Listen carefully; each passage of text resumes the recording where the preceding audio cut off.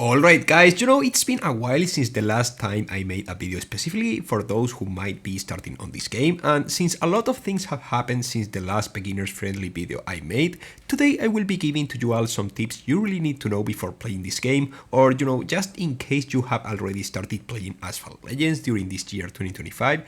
All of this based on all what I have learned through all my years as a player of this game. So with nothing else to add, let's get straight into it. Okay, so as the very first tip, I would recommend you all to specifically focus on playing time-limited events as much as you possibly can, depending on your garage, of course, because the more cards you have, the more events you will be able to play. But assuming you have just started playing this game, you should play career mode at first in order to, get some cards and that stuff, and as soon as you log the time-limited events, just make sure to play as many of them as you can, as much as you can. I am telling you all this because Asphalt Legends is a game where a huge chunk of the rewards you can obtain are literally placed on the time-limited event section, meaning you should focus on playing these events on a daily basis in order to be able to absorb most of the blueprints of cards you might not have. This way you will be able to log and start up cards that otherwise will take you a ton more efforts and patience to log from career, multiplayer, or special events in general. If you are a newcomer, there might be some time-limited events which you won't be able to play because you don't have a specific card. But don't worry, because those events are oriented towards intermediate and advanced players, and in the future you will be able to play them as well. However, you need to be able to play as comfortably as you can in order to be competitive within this game, so this leads us to our next tip, the best control schemes. First of all, you need to go to the game settings, click over sound and display, and disable the knockdown camera. This way you will lose less visibility if you knock down a player either on multiplayer or events, which is really helpful in order to not to be distracted from the track in front of you.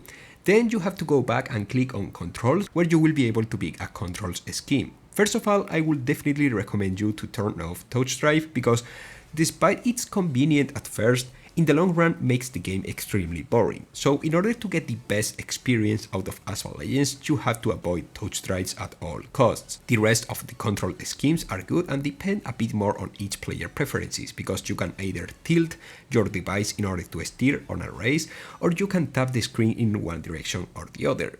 On mobile devices, I personally prefer tap to steer, but the best players, the professional ones on mobile devices, mostly use tilt to steer. Of course, there are some really skilled tap to steer players as well though, but on mobile devices, most people use tilt. If you are a PC player, then I would definitely recommend to get a controller, since it provides the fastest response time and the best of the best across all platforms use this controller, either on PC as I said, or in consoles. In case you want to learn more about how could you connect a controller to your computer, I have added a video below, and if you are wondering, you can connect a controller to your Android or iOS device, but the response time is way worse on mobile devices, and that's why I would not recommend using controllers on mobile devices though. For the third advice, I know it might sound weird, but please try to save up as many tokens as possible. The blue tokens are so extremely important when it comes to unlocking path-defining cards inside of this game that I have to emphasize on the importance of saving up as many tokens as you possibly can. Completely maxing out from scratch a good S-Class card can be around 40 to 50,000 tokens depending on the event. A good A-Class card can take around 40,000 tokens, and obviously lower classes cards can be cheaper, but it's still important to secure as many tokens as you can, even if you have to ignore some worse cards while saving up these tokens.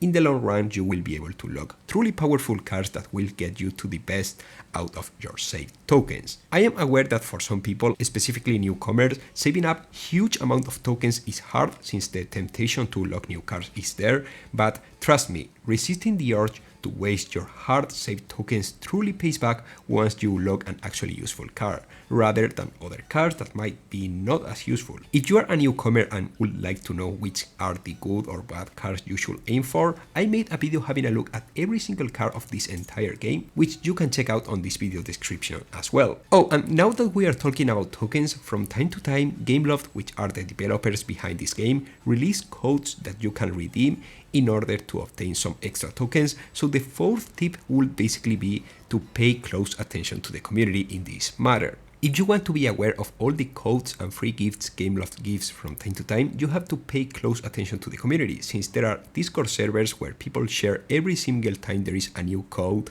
gift or reward. But I have to admit that if it's true that it's just better to not to interact with this game community through places as Reddit, Discord or even Facebook, the truth is that from time to time, as it's the case with Discord, you can get some nice things like codes to obtain rewards.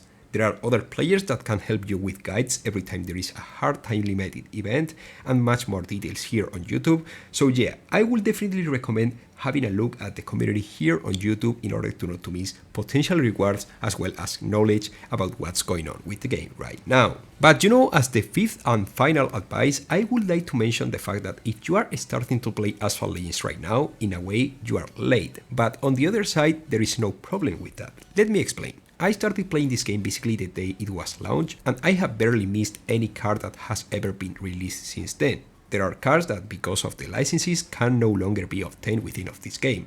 I have spent a ton of real-life money on cards that won't be available for free-to-play players for a really long time. And with all what I have just said, what I'm trying to convey is the fact that if you start playing this game right now, it's absolutely impossible to get all the cards or every single card that ever appear on the game. However, if you are patient enough, you can get a good amount of fairly decent, fairly good cards just by playing the game on a casual daily basis. On the bright side, it doesn't matter if you are a newcomer willing to spend real money or a completely free-to-play player, since either way it's completely impossible to obtain all the cards in 1 year from now, and despite some kings could arrive in the meantime, those wouldn't be all the kings of the entire game, just a fraction of those.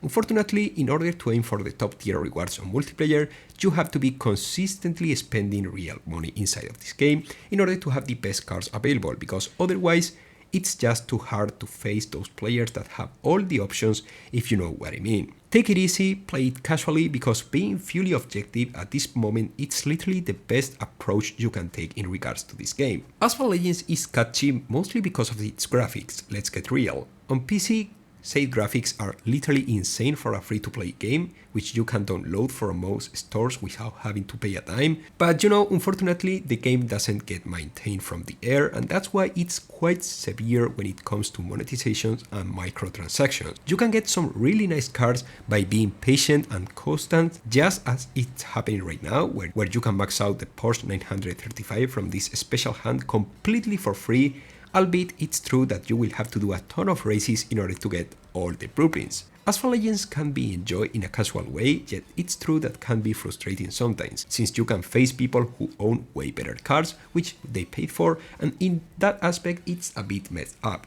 But as I said, following the advices I have just mentioned, you should be off to a great beginning or a continuation of your path through this game. But now it's your turn. Which tips would you give to a newcomer starting this game right now? Do you think I have missed any key points? Make sure to let me know in the comment section, subscribe in order to not to miss absolutely anything about Asphalt Legends, and I will see you really soon as usual with much more content.